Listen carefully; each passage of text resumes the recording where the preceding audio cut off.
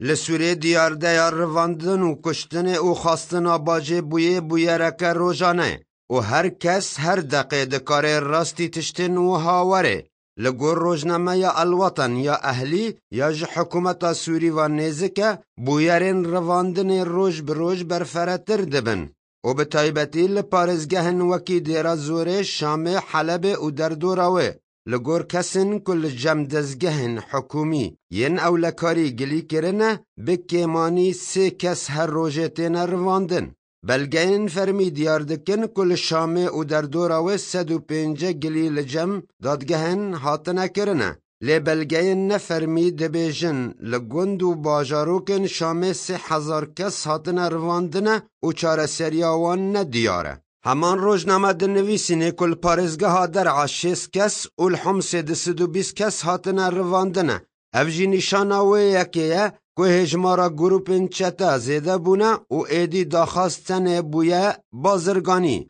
او کسانا تنه جبوی پرانتین رواندن و تپیوان دیوان به سیاست و بیک جاری تننه. دادگره بشا توانان لشام حاکم مجید الایوبی درباره رواندن سیویلان دا کدوه دما داویدا بروزیده وونه و چویه گوت او دیاردا دبی صدا ماوی یکی که جیانا ولاتیان هر دمه دمترسی دای.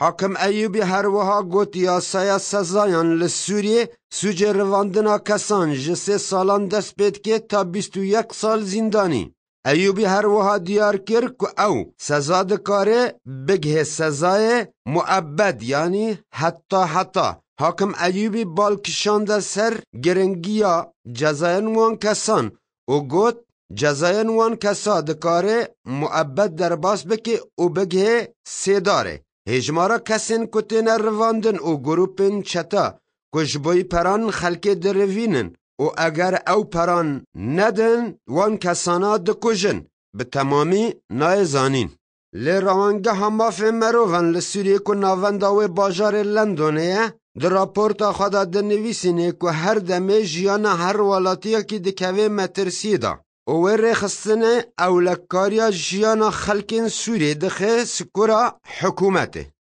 جانبا پیر آرک